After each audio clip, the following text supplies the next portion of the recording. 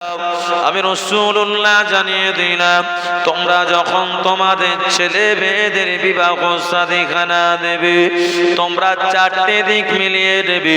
মালিকা, এমনি করে ধন সম্পদ, হাসাবিকা, বংশমর্যাদা, এমনি করে জামালিকা, দেখতে সুন্দর, দীনিকা, ধর্মপ্রাণায়তা। ও নওজওয়ানেরা, যুবকেরা, এই চারটে গুণ তোমরা মিলিয়ে নেবে। তুমি টাকা পয়সাওয়ালা, তোমাকে মিলাতে হবে অর্থশালী বাড়ি, কারণ তুমি সামঞ্জস্য আনতে পারবে না। তুমি যখন গরিবের মেয়েকে যে আমি বিবাহ করে নেব, মেয়েটা দেখতে সুন্দর, তাতে কোনো অসুবিধা নাই, আমার টাকা পয়সা রয়েছে, আমার বিবির কোনো ক্ষতি হতে দেব না। ও নওজওয়ানেরা, যুবকেরা, আপনি স্বামী হয়ে আপনি আপনার স্ত্রীটাকে কোনো কথা বলবেন না, আপনি আপনার স্ত্রীটাকে ভালোবাসা দেবেন, কিন্তু আপনার স্ত্রী আপনার থেকে দুর্বল, অনেক গুণে দুর্বল, কাজে কাজে ননদ শাশুড়ি ঠোকা মারতে থাকবে। তোর বাবার কি আছে? কি গো, ভুল বলছি? আপনি ছেলে, আপনি এদিক সেদিক ঘুরবেন, কিন্তু বাড়িতে যে খটাখটি শুরু হয়ে গেল। তাই রাসূল বললেন, অর্থের দিক থেকেও তোমাদেরকে মিলিয়ে নিতে হবে যে সামঞ্জস্যতা না থাকলে তোমার পিছনে সবাই মিলে লেগে যাবে, কেউ ছাড়বে না। বলে কি দেখে নিলাম? শুধু দেখতে চামড়াটা ফর্সা বলে নিয়েছি, কিচ্ছু নাই, এমন ভাবে বলবে সত্যি ওই মহিলাটার ঘর হবে বলে মনে হয়, ওর মনটা ভেঙে যাবে। তাই নবী বললে এটা মানিয়ে নেবে। এবারে চলে আসেন ধর্মপ্রাণায়তা, হাসাবিহা। আপনার হাসাবিহা বংশ পরম্পরা, আপনার ফ্যামিলিটা হলো শান্ত, আপনার পরিবারটা হলো শান্ত, আপনার বংশ হলো শান্ত, আর আপনার মেয়ের যেখানে বিয়ে দেবেন আপনি খবর নিচ্ছেন না এরা ভালো নয়, এরা হচ্ছে আপনার কর্কশ টাইপের, এরা কথায় কথায় লড়াই লাগিয়ে দেয়, মারপিট লাগিয়ে দেয়, দাঙ্গা বাঁধিয়ে দেয়। কি গো, আপনি মেয়েটার বিয়ে দিয়ে শান্তি পাবেন? আপনার মেয়েটার উপরে অশান্তি শুরু হয়ে যাবে। তাই রাসূল বললেন যে না, তোমরা বংশ পরম্পরার দিক থেকেও তোমরা বুঝিয়ে দেবে, যেন তুমি শান্ত, ওরাও যেন শান্ত হয়। আর যদি কঠোর কঠোর দুটো পড়ে যায় তাহলে কি হবে? লড়াই হবে না, ভাববে যে আমরা দাঙ্গা করবো তো ওরাও করতে চলে আসবে। আর যদি আপনার দুর্বল শ্রেণীকে কঠোর শ্রেণী পেয়ে যায়, ওরা কিন্তু একে চেপে বসিয়ে দেবে। ও দুনিয়ার মুসলমানেরা, নবীর উম্মতেরা, সোনার মানিকেরা, একটু খেয়াল করে শুনে আল্লাহ নবী 3 নম্বরে বলেছিলেন জামালিহা, দেখতে সৌন্দর্যটা পছন্দনীয়। যদি আপনার এমনি করে দেখা যায় ওই মহিলাটা ওই ছেলেটা পছন্দ হয় না, ছেলের আব্বা আম্মা রাজি খুশি হয়ে বিবাহ করা দেয় না, না না, রাসূল নিষেধ করেছে তোমরা পিতা মাতা হয়ে বিবাহ শাদীখানা দেবে, ওই সময় তোমরা তোমাদের ছেলে মেয়েটাকে জেনে নেবে বাবা তোমাদের পছন্দ হয়েছে কিনা। ও নওজওয়ানেরা, যুবকেরা, যদি পছন্দ না হয় তাহলে এদের সংসারে ভাঙন দেখা দেবে। তাই আল্লাহর নবী বললেন উভয়ের পছন্দ দেখতে হবে। ও নওজওয়ানেরা, যুবকেরা, ও সোনার মানিকেরা, একটু খেয়াল করে শুনে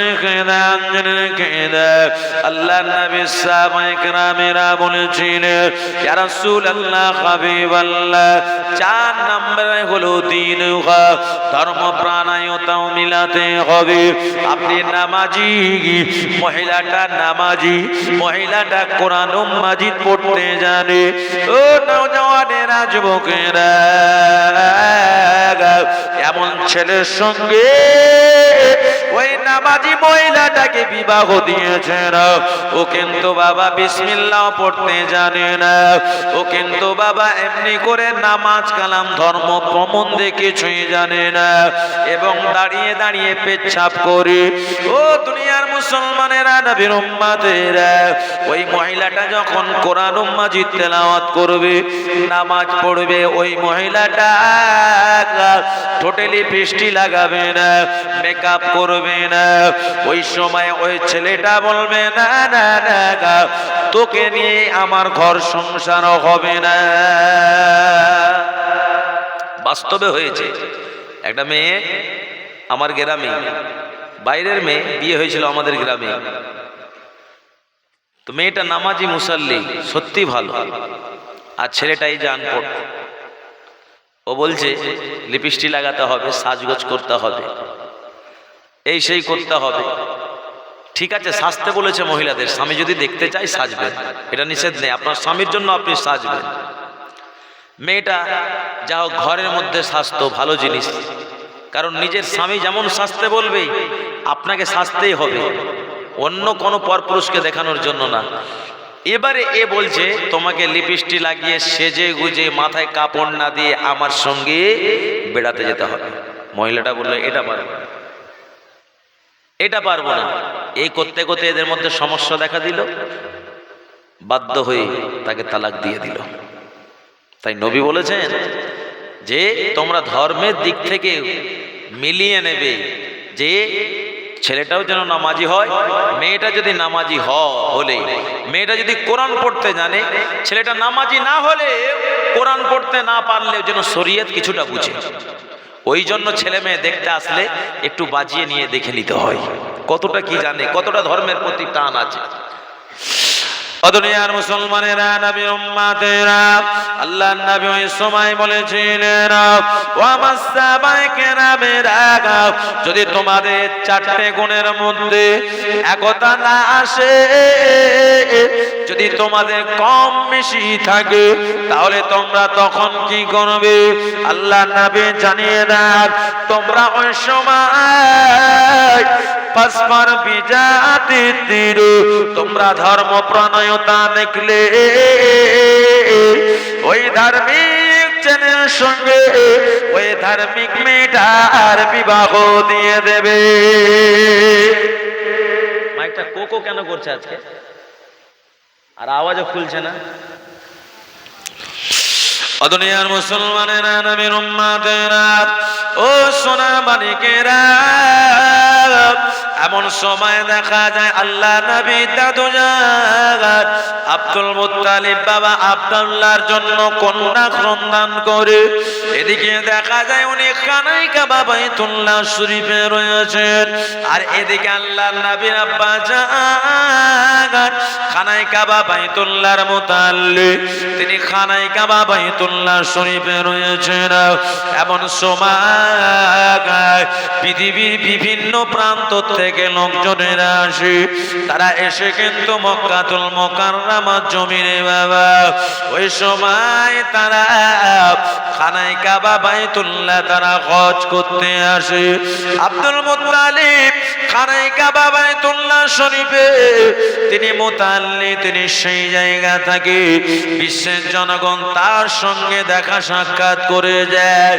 আর এদিকে হযরতে আব্দুল্লাহ তিনি দেখতে এত সুন্দর বাবা, তিনি কোন মহিলাদের দিকে তাকান না। একদিন দেখা যায় বাবা ফাতেমা বিনতে মুররা নামক একজন মহিলা আব্দুল্লাহকে বলেছিল, হযরতে আব্দুল্লাহ আপনি একটু দাঁড়ান না, আপনার সঙ্গে একটু কথা রয়েছে। ও হযরতে আব্দুল্লাহ আপনার সঙ্গে আমার কথা রয়েছে, আপনাকে অন্য কোনো কথা বলবো না, আপনার সঙ্গে আমি এমনি করে কিছু আলোচনা করব। হযরতে আব্দুল্লাহকে যখন বারবার ডাক দিয়াও বলু, তখন ওই মহিলাটা বলেছিলেন, ও হযরতে আব্দুল্লাহ আপনি আপনার আব্বা জানার পারমিশন নিয়ে আপনি আমাকে কথা দেবেন। আমি ফাতেমা বিনতে মুররা, আমার মনেতে বড় ইচ্ছা, মনেতে আশা, আমি ফাতেমা বিনতে মুররা আমি যদি আপনার স্ত্রী শরীক হতে পারি আমার জীবনটা ধন্য হয়ে যাবে। আপনি আপনার আব্বা আব্দুল মুত্তালিবের সঙ্গে ডিসকাস আলোচনা করে আপনি আমাকে বলবেন। আব্দুল্লাহর ওই সময় মনে মনে চিন্তা করলেন এই মহিলাটা তো খারাপ নয়, কারণ আমার গার্জেনের সম্মতি নিয়ে কথা দিতে বললেন। আব্দুল্লাহ সময় বলেছিলেন আমার আব্বা আবু তালিব যখন খানায় কাবা থেকে আসবে, আমার আব্বা আব্দুল মুত্তালিব যখন খানায় কাবা থেকে বাড়ি ফিরবে, আমি আমার আব্বা জানের সঙ্গে আলোচনা করব।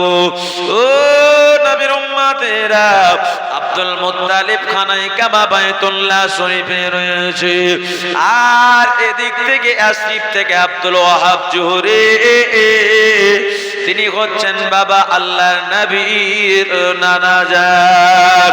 একবার জোরে জোরে বলুন সুবহানাল্লাহ। আল্লাহর হাবিব সাল্লাল্লাহু আলাইহি ওয়াসাল্লামের নানাজান আব্দুল ওয়াহাব জোহরি উনি কিন্তু খানায় কাবা বাইতুল্লাহ হজ করতে এসেছেন, আর এদিকে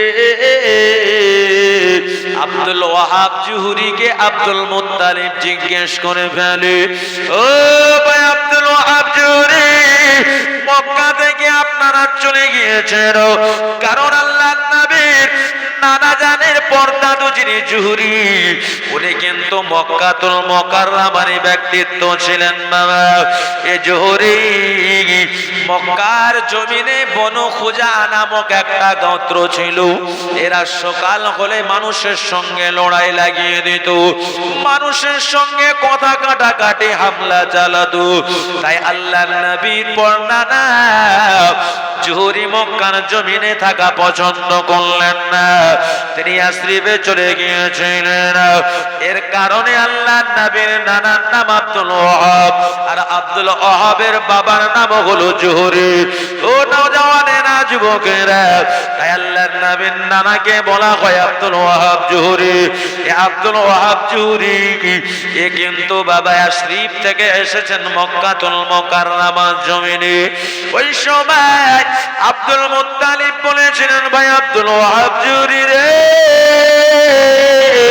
আজকে এতদিন পরে এসেছে খানায় কাবা বাইতুল্লাহ তাওয়াফ করতে, হজ করতে, কি ব্যাপার, কে নিয়াত খানা দিয়ে এসেছিলেন?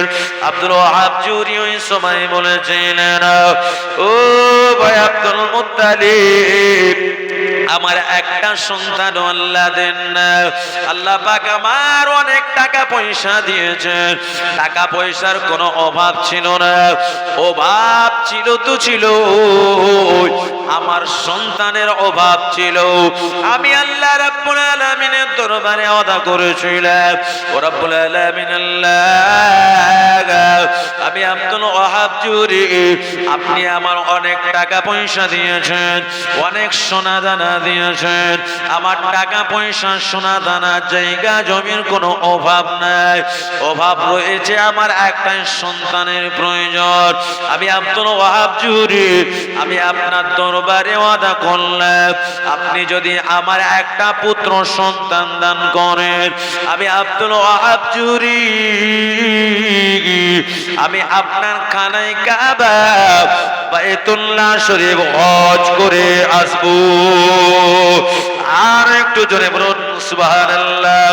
ও নবীর উম্মতেরা, আমরা অনেকেই বাবা ওয়াদা করি যে এমনি করে যাদের বাচ্চা কাচ্চা হয় না, হলেও মেয়ে হয়েছে ছেলে হয়নি, ছেলে হয়েছে মেয়ে হয়নি, আমরা দোয়া করি আল্লাহ আপনি যদি এইরকম আমার একটা পুত্র সন্তান দেন, তাহলে আমরা এমনি করে পিরানি পিতরবার শরীফে গিয়ে আপনার নামে গরিব দুঃখী সকলকে আমরা একটা গরু বা ছাগল জবা করে খাওয়াবো। কি ও নিয়াত করি না? হ্যাঁ, বলবেন যে পীরের নামে জবা করবো, খাওয়া হারাম। কার নামে করতে হবে? আল্লাহর নামে।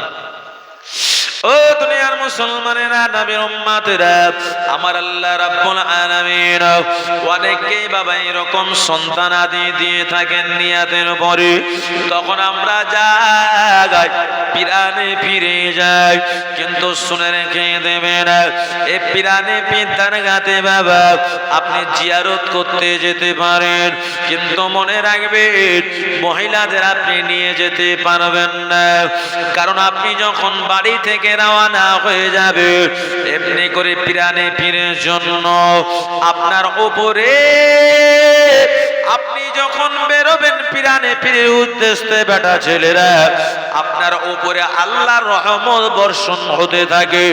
আর মহিলারা যখন বেরোবে আল্লাহ পাকের পক্ষ থেকে ওই মহিলাদের উপরে আল্লাহ লানত বর্ষণ হবে। কারণ বাবা পীর মাশায়েখেরা হাদিস শরীফে পরিষ্কার লেখা আছে, তারা পীরের দরবারে যেতে পারবে না, তারা এমনি করে মাজারে মাজারে যেতে পারবে না। একমাত্র আপনি মক্কাতুল মুকাররমা মদিনাতুল মুনাওয়ারা মা বোনেরা যেতে পারবে। অন্য কোন পীর ওলির মাজারে মহিলারা যেতে পারবে না, এমনি করে বেটা ছেলেরা যেতে পারবে। কথা ভালো লাগলে নেবেন, না লাগলে সমালোচনা করবেন না। আমি আমার রাস্তা ক্লিয়ার করে দিলাম। আলেম ওলামা ইমাম সাহেবেরা বলতে বলতে তারা হাঁপিয়ে গেল বাবা। আমাদেরকেও বাধ্য করে দিচ্ছে অমুক দিন দরগা যাব, অমুক দিন দরগা যাব, যেতে হবে। হ্যাঁ যান, ছেলেরা যান, অসুবিধা নেই, কিন্তু মেয়েরা কেন ওই জায়গা যাবে? ওদের তো নিষেধ আছে। কোন সিলসিলায়? কোন সিলসিলায় আপনার যে মেয়েদের যেতে হবে, এটা কোন সিলসিলায় কোন পীর বলেনি মেয়েদের যাওয়া একবারে নিষেধ, একবারে নিষেধ। আহলে সুন্নাতুল জামাতের তরিকাতের আপনার যত পীরেরা রয়েছে তারা সবাই বলে যে মহিলাদের পিরানে পীর যাওয়া চলবে না, কিন্তু আমরা ছাড়বো না, কিছু করার নেই। কি আমরা কি করব?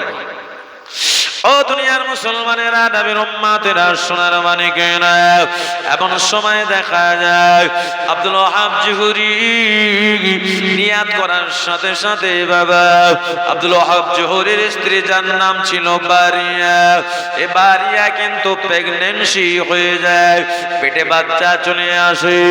এমন সময় দেখা যায় আব্দুল ওয়াহাব জোহরির মনের মধ্যে কিন্তু একটা আনন্দ ফোটে। একবার জোরে জোরে বলুন সুবহানাল্লাহ। কারণ আমি আমার বাচ্চা মুখ দেখতে পাই না, আমার আল্লাহ তো আমার স্ত্রীর পেটে বাচ্চা দান করেছেন, একদিন না একদিন পৃথিবীর জমিনে আসবে। আব্দুল ওয়াহাব জোহরি বাবা পুত্র সন্তানের নিয়াত করেছিলেন, কিন্তু পেটে বাচ্চা যখন পরিপূর্ণ হয়ে আসে আর বাকি কয়েকদিন রয়েছে দুনিয়ার জমিনে চলে আসবে, আব্দুল ওয়াহাব জোহরির স্ত্রী বারিয়া তখন স্বপ্ন কানা দেখেছিলেন, ও আমার বান্দি বারিয়া, তোমার গর্ভে যে বাচ্চা রয়েছে এ বাচ্চাটা ভূমিষ্ঠ হওয়ার পরে পরে এ বাচ্চাটার নাম আমেনা বলে রেখে দেবে। আর একটু জোরে বলুন সুবহানাল্লাহ। ও নওজওয়ানেরা, যুবকেরা, ওই সময় গায়েবী আওয়াজ শোনা যায় আমার বান্দি বারিয়া, কারণ এ বাচ্চাটার নাম আমেনা রেখে দিলে এ বাচ্চাটার এমন একটা ব্যক্তির সঙ্গে সম্পর্ক হয়ে যাবে, এ বাচ্চাটার জন্য আমেনার নাম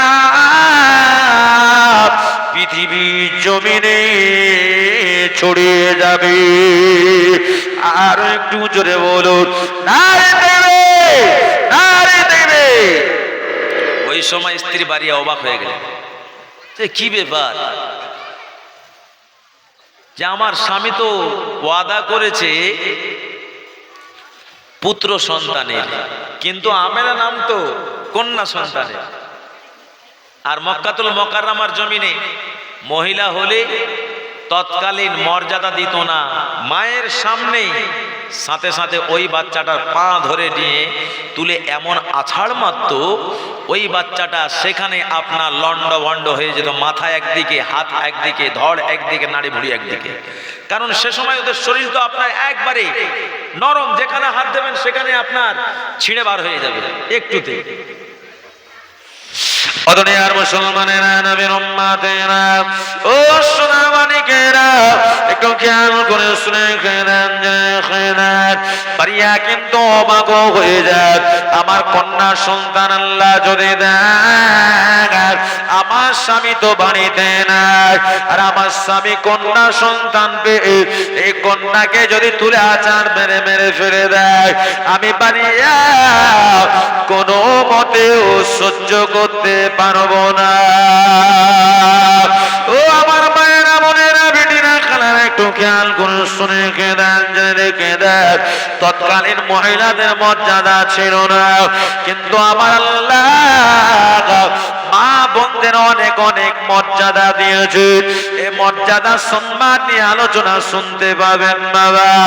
ও সোনামানিকেরা, এমন সময় দেখা যায় আব্দুল ওয়াহাব জুহুরির স্ত্রী বাড়িয়ার কিন্তু আমার আল্লাহ এমনি করে বাচ্চা সন্তান দান করেছে। বাচ্চা যখন প্রসব করলেন, বাচ্চাটা পুত্র সন্তান নয়, কন্যা সন্তানই হয়েছে।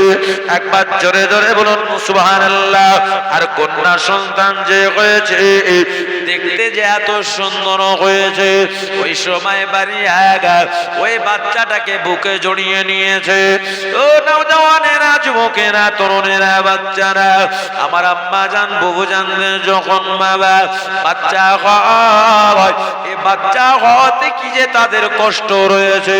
হাদিস শরীফের মধ্যে লেখা আছে, ওই মহিলাটার এত কষ্ট হয়, ওই মহিলার উপরে যেন 7টা পাহাড় চাপিয়ে দিলে যা কষ্ট হয়, একটা বাচ্চা জন্ম দিলে তত কষ্ট হয়। কিন্তু সেই মাকে আমরা অনেক ভাইয়েরা, আমরা অনেক মায়েরা মর্যাদা দিতে পারি না। আমরা অনেক এমনি করে বৌমারা শাশুড়িকে মর্যাদা দিতে পারি না। ও নওজওয়ানেরা, যুবকেরা, তরুণেরা, বাচ্চারা, একটু খেয়াল করুন, শুনে দেন, জেনে রেখে দেন। পিতা মাতার হক নিয়ে বাবা বললে ইনশাআল্লাহ শুনবেন। আলোচনা রয়েছে যে এ মা কি কষ্ট করে বাবা আমাদের জন্ম দিয়েছে, সে মাকে আমরা ভুলে যাই। না না না, মায়ের আব্বার বয়স হয়েছে, ওদের এমনি করে ব্রেনটা কমে যেতে পারে। আমাদের ব্রেনটা হচ্ছে বাবা বুদ্ধি করছে, বড় হচ্ছি। আমাদের আব্বা আম্মা আমাদের ছোটবেলা ভুল হয়েছে, অনেক ক্ষমা করেছে। আমরা সন্তান, আমাদের আব্বা আম্মার বয়স হয়েছে, ওদেরও ভুল ত্রুটি সন্তান হয়ে আমাদের ক্ষমার চোখে দেখতে হবে। ও নওজওয়ানেরা, যুবকেরা, এমন সময় দেখা যায় বাবা কন্যা সন্তান হয়েছে, দেখতে অনেক সুন্দর। ওই সময় বাড়িয়া কিন্তু অবাক হয়ে যায়। বাড়িয়া বলে, আমার স্বামী তো নাই, যদি আমার এই বাচ্চাটাকে আমার স্বামীটা জন্মের মতো তুলে আছাড় মেরে শেষ করে দেয়, আমি বাড়িয়া আমার কোলখানা খালি হয়ে যাবে। আব্দুল মুত্তালিব এমনি করে খবর পেয়েছে, এমনি করে বাবা আব্দুল ওয়াহাব জুহুরি তিনি খবর পেয়েছেন, তিনার এমনি করে বাচ্চা প্রসব হয়েছে। কি বাচ্চা হয়েছে সে খবরটা সে পায় না। সে ব্যবসা বাণিজ্য ছেড়ে দিয়ে বাড়ি এসেছে। এসে খবর পেলে তার একটা কন্যা সন্তানও হয়েছে। ওই সময় আব্দুল ওয়াহাব জুহুরি স্ত্রীর কাছে এসে বলেন, ও স্ত্রী, তুমি চিন্তায় রয়েছো না? না, চিন্তা করার কোনো কারণ নাই। একদিকে তো আমি একটা, আমার আর তোমার অভাব ছিল। আব্বা আম্মা এটা একটা আলাদা ডাক। সন্তান যখন আব্বা আম্মা বলে ডাক দেয়, ওই সময় আব্বা আম্মার মনখানা ভরে যায়। আর একদিকে সন্তানের মুখ দেখতে পায় না। দুদিক থেকে আমরা এমনি করে শোকেছি না। ও আমার স্ত্রী, আমার আল্লাহ পাক আমাদের কন্যা সন্তান দিয়েছিল, এ সন্তানে আমার মন কানা ভরে যায়।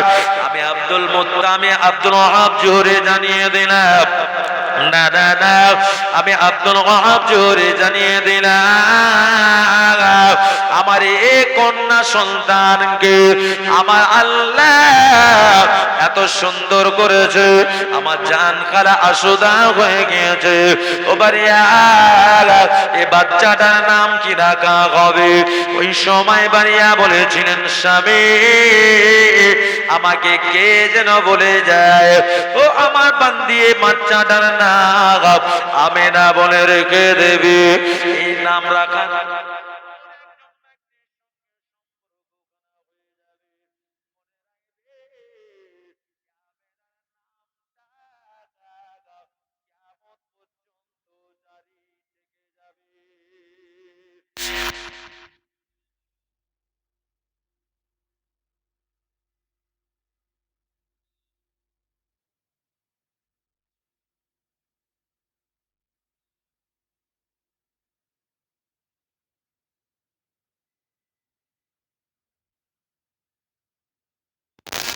ওই সময় আব্দুল ওয়াহাব জুনি দেখলেন, না না না, এই গায়েবী আওয়াজটা এসেছে, এই নাম পৃথিবীর কোন মানুষের ঠিক কারণ নয়, এই বাচ্চা যিনি দান করেছে সে সৃষ্টিকর্তাই নামটা রেখে দিয়েছে। ও আমার স্ত্রী আমেনা, ও আমার স্ত্রী বারিয়া, আমাদের কলিজার টুকরিটা না আমি আব্দুল মুত্তালিব আমেনা বলে রেখে দিলাম। জোরে বলুন সুবহানাল্লাহ।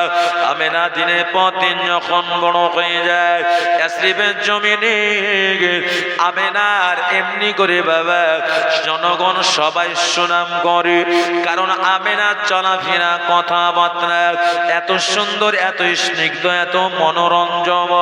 এমনি করে ইয়াসরিবের লোকেরা মা আমেনার চলাফেরাতে দেওয়ানা হয়ে যায়।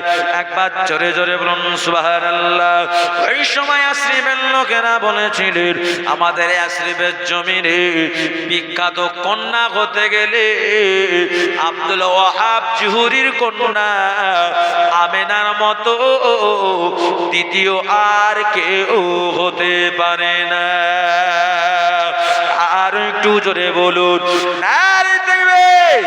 ও নওজওয়ানেরা, যুবকেরা, তরুণেরা, বাচ্চারা, আমেনা দেখতে দেখতে যখন বড় হয়ে যায়, আমেনা ওই সময় বাবা যখন তার বয়সটা 7-8 বছর হয়ে যায়, আমেনা মায়ের পাশে পাশে ছোটতে থাকাটা পছন্দ করে। মা এমন ভাবে আমেনাকে শিক্ষাগুলো দেয়, আমেনা কিন্তু মায়ের শিক্ষাগুলো গ্রহণ করে নেয়। আম্মা জানের কথা কেটে কোথাও যান না। আমেনা মায়ের মর্যাদা সম্মান খানা দিয়ে চলে। একবার জোরে জোরে বলুন সুবহানাল্লাহ। আমেনা দেখতে দেখতে যখন 5-7-8 বছর বয়স হয়ে যায়, আমেনা ওই সময় তারা আম্মা জানকে বলেছিলেন, আম্মা আমি আমেনা, আমার মনে একটা ইচ্ছা, আমার বান্ধবী বারে বারে আমাকে ডাক দেয়, আম্মা আমি তো বাইরে বেরোই না, আমি আমেনা আমাকে একটা বার যাবার পারমিশন খানা দেন না। ওই সময় বাবা আব্দুল ওয়াহাব জুহরি শুনতে কথাটা পেয়েছেন। আব্দুল ওয়াহাব জুহরি ওই সময় এমনি করে স্ত্রী বারিয়াকে বলেছিলেন, ও আমার স্ত্রী বারিয়া, একটু এ বয়সে ঘোরাফেরা করাও দরকার, কারণ বান্ধবী বারে বারে ডাকে, এই বন্ধুত্ব সম্পর্ক রাখাও ভালো। আমার কন্যা আমেনাকে যাবার আমি পারমিশন দিয়ে দিলাম। আমেনা কি করলো? আমেনা কিন্তু তার বান্ধবীর বাড়ি বেরিয়ে গেল। আমেনা ওই সময় বাবা দেখা যায় এমনি বান্ধবীর বাড়ি গেলে বিশাল বড় বাবা মরুভূমি পার হয়ে যেতে হবে, আর মরুভূমি অতিক্রম করতে হবে। প্রখর রোদ উঠেছে, আর রোদের সময় আমেনা পার হয়ে যাচ্ছে। আমেনা বর্ণনা করেছেন, আমি আমেনা আমার 6-7-8 বছর বয়সে এত প্রখর রোদ উঠেছে, ওই রোদ কিন্তু আমাকে মিষ্টি লাগে। আর আমি না ওই প্রখর রোদেতে এমনি করে মরুর বালিগুলো গরম হয়েছে। আমি না আল্লাহর কুদরতির অসীম কুদরতি রহমতের ওসিলায় আমি না মরুর বালিতে পা রাখার সাথে সাথে বালিগুলো ঠান্ডা হয়ে যায়। আমি অবাক হয়ে গেলাম। আমি না ওই সময় বলে আমি বালিগুলো যখন পার হয়ে যাচ্ছি আমি না দেখতে পেলাম মরুভূমির বালিতে যখন এমনি করে রোদগুলো পড়ে আর বালির যেগুলো মরিচিকা থাকে বাবা চকচক চকচক করে, কিন্তু বালিগুলোর মরিচিকাগুলো ছোট ছোট। আমি না বলেন আমি একটা বড় এমনি করে আমি লাইটের মতো আলো দেখতে পেলাম বাড়ি থেকে। আমি এমনি করে আমি লক্ষ্য করে নিরীহ ভাবে আমি তাকালাম, তাকিয়ে দেখি একটা সোনার পয়সা পড়ে রয়েছে। একবার জোরে জোরে বলুন সুবহানাল্লাহ। ওই পয়সাটা আমি নিলাম না, এই টাকাটার মালিককে আমি হাতে নিয়ে আবার রেখে দিলাম, কারণ এই টাকাটা আমি নিয়ে যাব আর প্রকৃত যিনি এই টাকার মালিকও হবে না, ওই মালিক যদি এই টাকাটা না পায় আমি না টাকা নিয়ে খরচ করলে ও দুঃখ পেয়ে যাবে। আমি না কিন্তু রাস্তায় একটু এগিয়ে যাচ্ছেন বাবা। আবার আমি না চিন্তা করে দেখলেন আমি যদি পার হয়ে চলে যাই আমার পারে পরে পরে অন্য কোন লোক এসে এমনি করে ওই টাকাটা পেয়ে নেয়, আর প্রকৃত যিনি ওই টাকাটার মালিক তিনি যদি ওই টাকাটা না পায় তাহলে আমি মনে করি ও তো দুঃখ পেয়ে যাবে। তার থেকে ভালো আমি টাকাটা নিয়ে এই টাকার মালিকেরই সন্ধান করব। একবার জোরে জোরে বলুন সুবহানাল্লাহ। আমি না ওই সময় টাকাটা বাবা তুলে নিলেন আর তুলে নিয়ে বান্ধবীর বাড়ি চলে গেলেন। আর বান্ধবীর বাড়ি যখন চলে গিয়েছেন ওই সময় বান্ধবীর সঙ্গে এমনি করে কথাবার্তা বলতে বলতে বান্ধবীকে বলে ফেললেন, বান্ধবী এই জায়গা প্রচার করবে, কার টাকা হারিয়েছে। ওই সময় বান্ধবী বললেন, আমি না কার টাকা হারাবে কি খোঁজ করতে যাব, না না না না না, টাকা যে জায়গায় পেয়েছি কেউ তো জানে না। এ টাকাটা নিয়ে ইয়াসরিবের মার্কেটে চলে যাব, আর ইয়াসরিবের মার্কেটে গিয়ে আমরা এমনি করে আমরা আমাদের জামা কাপড় কিনে নেব। এ বান্ধবী আমি না আর মার্কেটে গিয়ে ভালো মন্দ খেয়ে নেব, কেউ তো জানে না। আমি না ওই সময় বান্ধবীকে বলেন, না না না এ বান্ধবী এই টাকাটা খরচ করা আমাদের পক্ষে সঠিকও হবে না। একবার জোরে জোরে বলুন সুবহানাল্লাহ। বান্ধবী বলে খরচ করতে, আর আমি না বলে এই টাকার প্রকৃত যিনি মালিক আমি খরচ করলে ও তো দুঃখ পাবে, আর টাকাটা আমি পেয়েছি কেউ না দেখতে পেলে তোমাকে আমাকে যিনি সৃষ্টি করেছে সেই সৃষ্টিকর্তা তো দেখতে পাবে। আমি না এই টাকা খরচ করতে পারি না।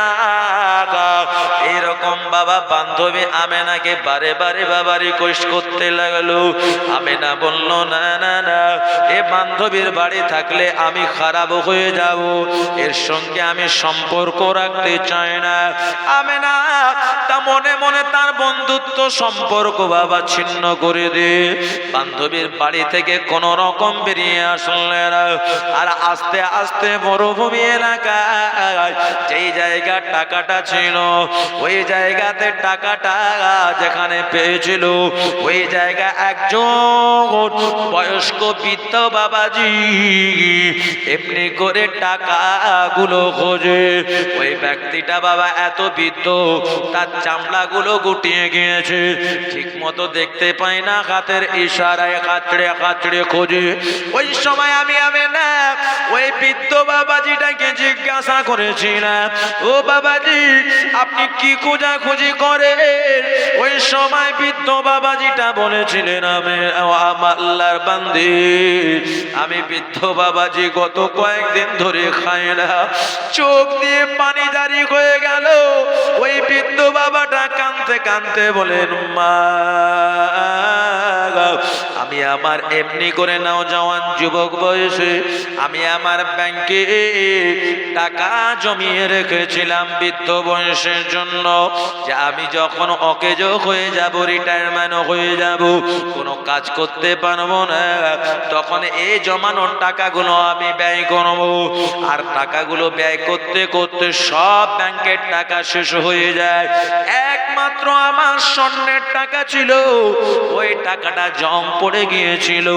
একবার জোরে বলুন সুবহানাল্লাহ। আমেনা চিন্তা করে দেখলে যে জায়গায় জং পড়া টাকা বলে, আমার কাছে যে টাকাটা রয়েছে এই টাকাটা সত্যি সত্যি জং পড়া রয়েছে। আমেনা বললেন, এই টাকার প্রকৃত মালিকের খোঁজ আমি পেয়ে গিয়েছি। আমেনা ওই সময় বললেন, বাবাজি আমার বাড়ি চলুন। ওই সময় আমেনা ওই বৃদ্ধ বাবাটাকে সঙ্গে করে নিয়ে বাড়ি চলে গেলেন। আম্মা বাড়ি আগে বললেন, আম্মা যান আমি একজন ক্ষুধার্ত ব্যক্তিকে এনেছি, শুনেছি কিনা খানায় কাবা বাইতুল্লাহ যিনি মুতাল্লি, উনি বলেছে ক্ষুধার্ত ব্যক্তিকে যদি খাওয়ানো যায়, এমনি করে ক্ষুধার্ত ব্যক্তি খুশি হয়ে যে দোয়াটা করে, ওই দোয়াটা সৃষ্টিকর্তার দরবারে কবুল হয়ে যায়। আর একটু জোরে বলুন, নারী দিবে, নারী দিবে। বিশ্বনবীর জীবনী জলসা, বিশ্বনবীর জীবনী জলসা। ইনায়েতপুর গ্রামবাসী বিন্দু, ইনায়েতপুর গ্রামবাসী বিন্দু, শ্রোতা বিন্দু, শ্রোতা বিন্দু, আলেম ওলামা গোল, আলেম ওলামা গোল, নারী দিবে, নারী দিবে। ও নওজওয়ান যুবকেরা, তরুণেরা, বাচ্চারা, এমন সময় দেখা যায় পারিয়া জানিয়ে দিলেন, বেটি আমেনা খাবার প্রস্তুত রয়েছে, এই খাবারটা খুশিয়ে তুমি ওই অভুক্ত ব্যক্তিটাকে দিয়ে দাও। সাথে সাথে বাবা খাবারটা আমেনা নিজের হাতে খুশিয়ে ওই বৃদ্ধ ব্যক্তিটার কাছে দিয়ে দিলেন। বৃদ্ধ বাবাজিটা যখন খাওয়া দাওয়া করলেন, এ খাওয়া দাওয়া করার পরে তার মনের মধ্যে একটা তৃপ্তি আসলো, তার এমনি করে পেটের ক্ষুধার জ্বালা যন্ত্রণা খাওয়ার সাথে সাথে দূর হয়ে গেল। তিনি আমেনাকে দোয়া করে বলেছিলেন, এ আল্লাহর বান্দী আমেনা, সত্যি সত্যি তুমি আমি অভুক্ত ব্যক্তি আমাকে খাওয়ালে, আমার এমনি করে দিল কলিজা ঠান্ডা হয়ে গেল। আমার আল্লাহ রাব্বুল আলামিন যেন তোমার মনের আশা আকাঙ্ক্ষা পূর্ণ করে দেয়। ওই সময় আমি আমেনা যে এমনি করে জং পড়া মরিচা পড়ার টাকা ছিল, আমি বৃদ্ধ বাবাকে বলেছিলাম, ও বাবাজি এই টাকাটা কার বলুন না। ওই সময় বৃদ্ধ ব্যক্তিটা বলেছিলেন, এই টাকাটা তো আমারই, কারণ এই টাকাটাই আমি মরুভূমির বালিতে খোঁজাখুঁজি করছিলাম। একবার জোরে জোরে বলুন সুবহানাল্লাহ। ও বাবাজি আপনি টাকাটা নিয়ে নেন। ওই সময় বৃদ্ধ বাবাজিটা টাকাটা নিয়ে নিলেন। কোনো জওয়ানেরা, যুবকেরা টাকাটা যে নিয়ে বললেন, মা আপনি আমাকে খাওয়ালেন, আপনার এত শতবার এই সত্যতা মানের জন্য আমি এত খুশি হলাম। আমার আল্লাহ পাক পৃথিবীর জমিনে এমন এক ব্যক্তির সঙ্গে আপনার সম্পর্ক গড়ে তোলেন যে আপনাদের সৎনা আমার আল্লাহ বিচারের দিন পর্যন্ত রেখে দেন। আর একটু জোরে বলুন,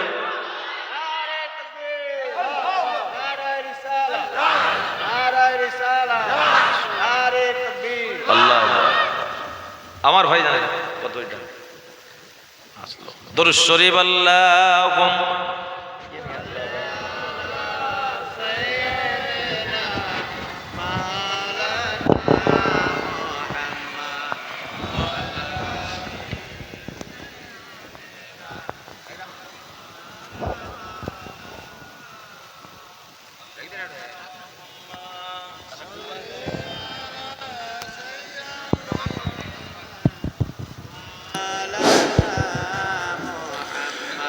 وعلى آل سيدنا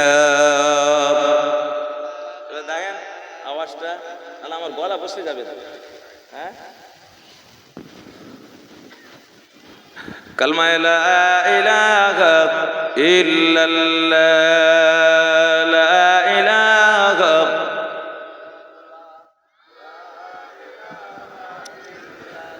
লা ইলাহা ইল্লাল্লাহু মুহাম্মাদুর রাসূলুল্লাহ